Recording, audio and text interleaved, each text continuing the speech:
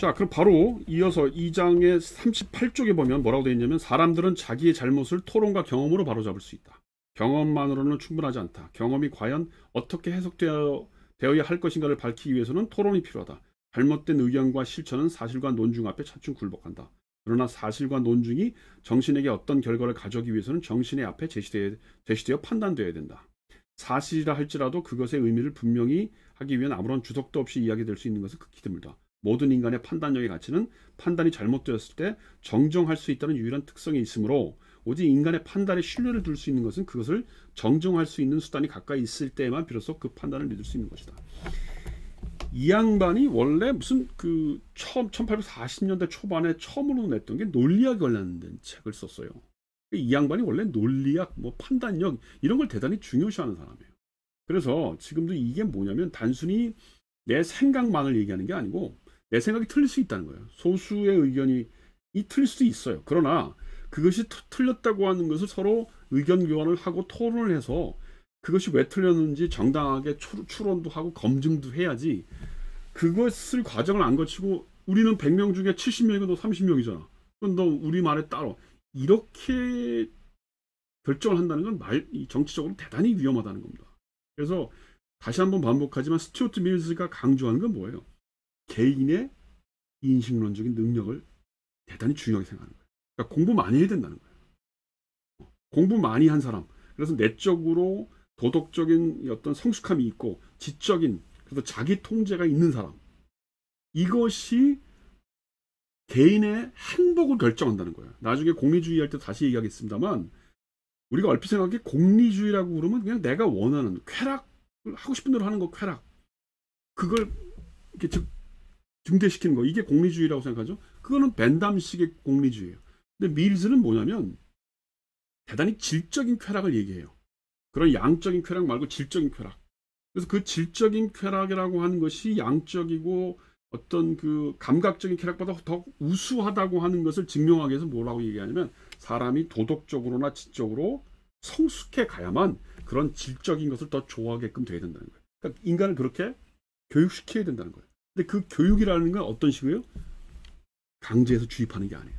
여기서처럼 스스로 논증하고 토론하고, 아 이거 내가 틀렸구나, 이런 방식을 통해서 스스로 깨닫게 만들어야지. 너 이거 똑바로 앉아야 돼. 너 머리는 뭐 이렇게 2대8로 가른말 만들어야 돼. 뭐 어른한테는 고개 숙여 뭐 인사해야 돼. 라고 하는 식의 어떤 강압적이고 훈육적인 교육, 그거 인간을 성숙하게 진보시키지 않는다는 겁니다. 성격을 그러니까 덕성스러움을 진보할 수 있게, 성숙할 수 있게 만드는 거, 그건 유일하게 뭐예요? 토론하고 발표시키고 내가 틀렸구나, 아 내가 선택할게, 이런 거라는 겁니다. 그런 의미에서 밀즈는 대단히 성숙한 사람이에요.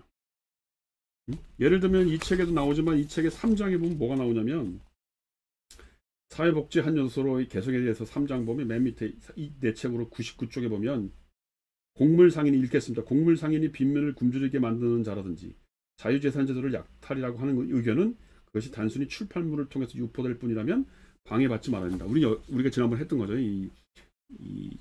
언론 출판 결사의 자유 얘기하는 거죠. 여기까지 읽으면 누구를 얘기하냐면 막스를 생각하는 거예요. 지금 여기 보면 사유재산제도가 약탈이다. 이거 사유주의자들 주장 아닙니까? 그 다음에 무슨 곡물상인이 빈민을 굶주리게 만든다. 이거 막시즘 사회주의자들, 혁명론자들의 얘기예요. 근데 그 사람들이 예를 들어서 이 당시 이 책을 썼을 때 마르크스가 런던에 있었다고요. 알죠? 스튜어트 밀스는 막스가 누군지 알죠? 워낙 유명한 사람이니까. 그런데 한 번도 면식도 없던 막스를 추방해야 된다, 내쫓아야 된다, 그런 여론이 있었는데 밀스가 여기서 대놓고 그 사람의 그 생각이나 사상 때문에 그 사람 쫓아내면 안 된다고 옹호해 주는 거예요. 사실은 대단한 사람이에요. 실제로 막스는 이 스튜어트 밀스의 이런 사회개혁론을 약간 부르주아적인 발상이라고 대놓고 비판을 했어요. 무슨 뭐 개인의 도덕성을 증강시키고 개인의 어떤 지적인 논리를 통해서 한 개인이 성숙해지면 사회도 진보해야 된다. 그거 부르주아적인 발상이라는 겁니다.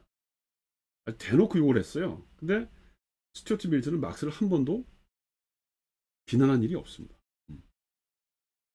100페이지 고 지금 읽은 거 다시 읽으면, 그렇지만 그렇게 언론 출판의 결사의 자유로서 막스를 그런 위험스러운 사상이라고 하는 것을 인정하지만 만일 뭐라고 돼 있어요? 그 다음 읽어볼까요? 곡물 상인의 집 앞에서 모인 흥분한 군중의 입으로 전달한다든지 플랜카드라는 형태로 전해진 경우에는 당연히 처벌이 될 수 있다. 그러니까 이건 뭐예요? 집단 행동 잘못하면 안 된다는 거죠.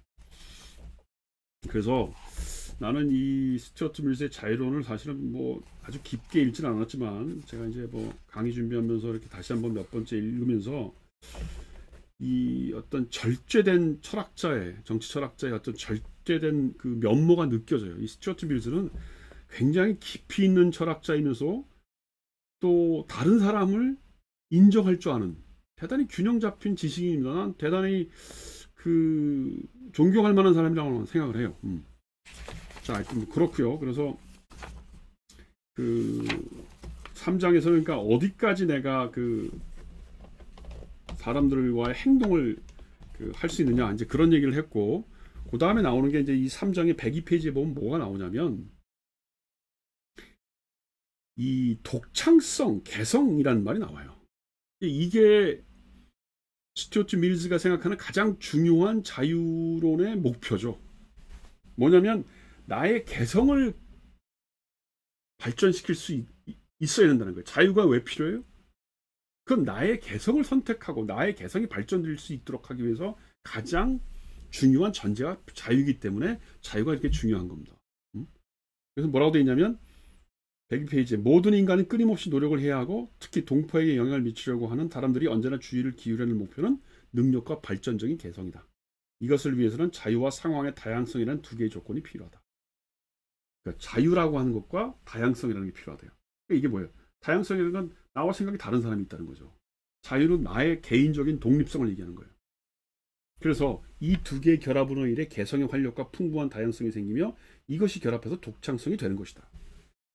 그러니까 여기서 우리가 또 그 중요하게 생각하는 게 여기 이제 뒤쪽에 보면 중국 얘기도 좀 나오고 그러는데 당시에 이제 중국이라는 게 영국의 입장에서 보면 이제 식민지의 대상이 되고 중국하고 교류도 많아지니까 이제 자꾸 비유가 되는 거예요. 막스도 중국 얘기를 하고 헤겔도 좀 중국 얘기를 하고 뭐 지금 스튜어트 밀도 인도나 중국 얘기를 하는데 이 사람들 생각에는 왜 중국이 이 영국보다 발전하지 못했느냐? 딱 하나라는 거예요. 막스는 그게 경제적인 생산 구조 때문에 그랬다고 생각하는 건데 스튜어트 밀즈는 개인의 독창성이나 개성을 인정하지 않는 사회라는 거예요. 그러니까 유교 사회라고 하는 게 관습적인 사회고 어른 앞에서 어디 이런 사회이기 때문에 스튜어트 밀즈가 보기에는 아니 나이가 많다고 왜 어린애한테 이래라 저라 무조건 강요하고 시키느냐, 그거 잘못됐다고 보는 거예요. 그게 이제 여기 드러나는 겁니다. 그리고 여기서 이 사람이 다른 나라에 대한 그 논의를 하면서도 자기 나라뿐만이 아니고 다른 나라에 대한 어떤 존경심이나 어떤 배울 점이 있다는 것까지 강조하는 거 보면 굉장히 자유에 대해서 폭이 넓고 어떤 뭐냐면 다양성이라고 하는 게 뭐냐면 타자에 대한 인정이 가장 큰 사람이에요.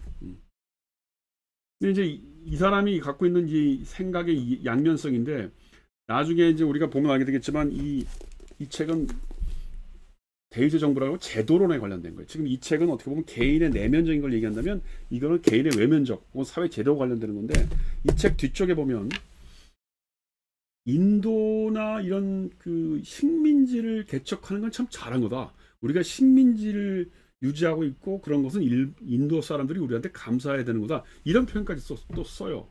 그래서 이 사람은 나중에 보면 그런 얘기가 많이 나오는데 굉장히 예를 들어서 선거권에 관련돼서 노동자가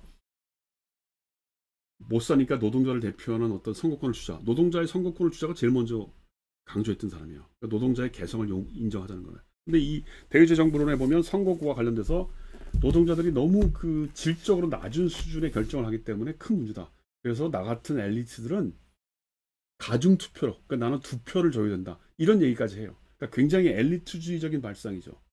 근데 여기서도 마찬가지예요. 지금 뭐라고 되어 있냐면 다른 나라의 다양성, 다른 타자의 다양성을 인정하자고 얘기를 하면서도 또 이런 대의제 정부론에 가면 인도나 중국 같은 나라는 미개한 나라이기 때문에 영국이 식민 지배를 하는 것이 너무 당연하다. 또 이런 어떤 그 식민지적인 우월성을 강조하는 그런 면도 있어요. 그래서 이 스튜어트 밀의 사상을 두고 굉장히 이율배반적인 사상 혹은 이중적인 사상이라고 얘기하는 사람이 있습니다.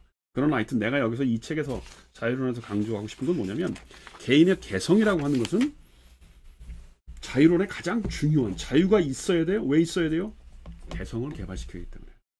근데 그 개성이라고 하는 것은 지각, 판단, 감정 이런 것까지 다 포함하는 거예요. 개성이라고 하는 건. 여기 지금 그 104페이지 보면 그런 말이 나와 있어요. 지각, 판단, 감정, 정신활동 혹은 미학적인 거. 이런 활동을 다 포함해서 개성이 생기는 겁니다.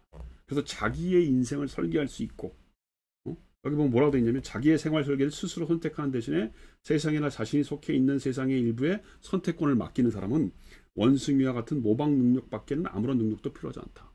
그러니까 시키는 대로 하는 사람 있잖아. 뭐 어른이 시키는 대로 하는 사람, 우리 가문이 시키는 대로 하는 사람, 아니면 한국의 문화가 시키는 대로 하는 사람. 이거 잘못됐다는 거예요.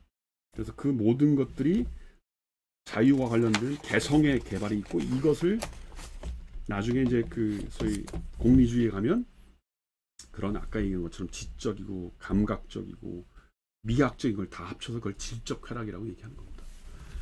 여기서 잠깐 끊어갑시다.